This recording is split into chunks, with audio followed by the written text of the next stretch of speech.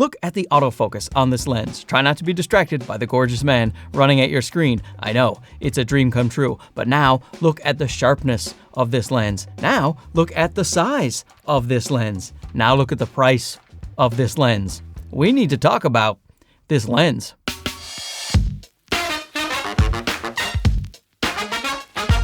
This little value juggernaut is the TTArtisan 35mm f1.8, and it is an update to the not too long ago released 35mm f1.8, original from TTArtisan. As you can see, it is quite a bit bigger. I'll take off the bottom lens cap and the top lens cap to make it more fair, but as you can see, it is still much bigger than the new version, yet the new version is coming in even cheaper than the old version was released for. $125.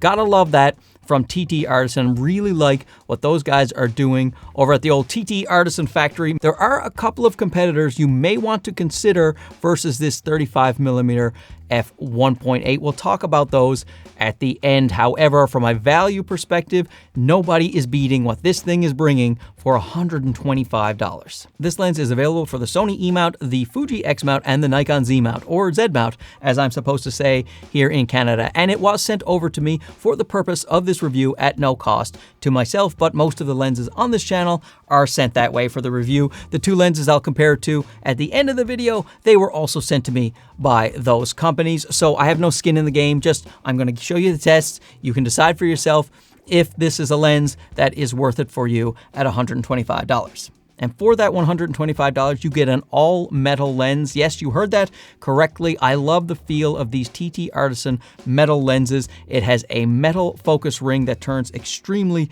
smoothly. No bells, no whistles, just a very solid lens that feels quite premium in the hand or wherever else you'd like to put it. It has a squared off lens hood this time instead of the crushed can lens hood of the older version, which will make a lot of people happy because you can now reverse that lens cap and it's easier to transport. It has a 52mm filter thread, a minimum focus distance of 40 centimeters, and the rear lens cap comes with a USB-C port so you can actually update the lens from the rear lens cap. That is pretty innovative by TTArtisan. There is no rubber gasket for weather sealing, so if you're taking this out in the harsh elements, you will be taking your chances. And of course, just because you see a budget price like $125, a lens still needs to be able to perform, otherwise you're just wasting your money. Luckily, this lens does perform quite well in most regards. When it comes to sharpness, we have very good sharpness in the center, and it gets a little softer in the corners, especially down at the lower f-stops. You will also see a fair amount of vignette at the lower f-stops at 1.8. It is definitely dark in the corners. Now that is very easy to correct in post, and you can also go to TTArtisan's website and download the lens profile there and correct that with one click of a mouse. I will leave a link in the comments below to that lens profile. So I think a great image and definitely a more than acceptable amount of sharpness when it comes to a lens of this price. But when it comes to a lens of this price, I didn't expect the autofocus to be so good. The autofocus is really great on this lens. It is snappy, at least on the Sony E mount system. There is no hesitation. If you are in AFC mode, it changes very quickly from subject to subject with no fluttering, no guessing whatsoever. It sticks on your subject and it actually tracks your subject very well. The autofocus is also very silent on this lens. Sometimes with the lower priced third-party lenses, you hear a nice bit of autofocus motor noise, but not this guy right here. Very, very snappy with minimal noise. The lens does exhibit a moderate amount of focus breathing, so if you plan to stack your photos in post, you are going to have to work around that, as well as if you are doing video and you want to do long focus pulls, then you may notice that focus breathing in your image. With chromatic aberration, TTArtisan did a very good job when it comes to lateral chromatic aberration. So when the subject is in focus, if it's very backlit, you drag up the shadows, you are still not going to see any lateral chromatic aberration to speak of. Now with the longitudinal chromatic aberration, the loci, that is where you will see some problems. If you are down at f1.8, then you will definitely notice that chromatic aberration when it comes to the longitudinal chromatic aberration when you are in challenging circumstances. As you stop it down, it gets much better. It's pretty good at f2.8 and completely gone by f4. With flaring, I would say the lens has an average performance, and I think an average performance on a $125 third-party lens is actually quite a win, because the coatings to put on lenses, generally the cheaper lenses have worse coatings than the more expensive lenses, so things like flare and glaring and ghosting, they can be a bigger problem for your third-party lenses. Luckily, it is not too bad on this lens. You definitely are going to get some flares and some ghosting that you may not want in your image, so I would suggest using the lens hood when you are in situations with a nice bright sun in your shot. When you stop down to f/16, you will see some Sunstars, but they are not very prominent, and I would not buy this lens if I was looking for the ultimate Sunstar. Now with the Bokeh and the Bokeh balls, I'm happy to say very pleasant on this lens in both regards. The background autofocus area is not too busy, and you won't see much of that longitudinal chromatic aberration when you are in real life situations like this. You just see a nice creamy out of focus background, nice fall off from things that are in focus to out of focus. And when it comes to the Bokeh balls, then what you see is nice, round, clean balls without any real haloing or onion ringing on the inside. So I really like the out of focus background and the Bokeh balls on this lens right here. Now let's talk about competitors, because like Vin Diesel's career, the lens market is fast and furious. We have a 33mm f1.4 from Bokeh, and we also have a 35mm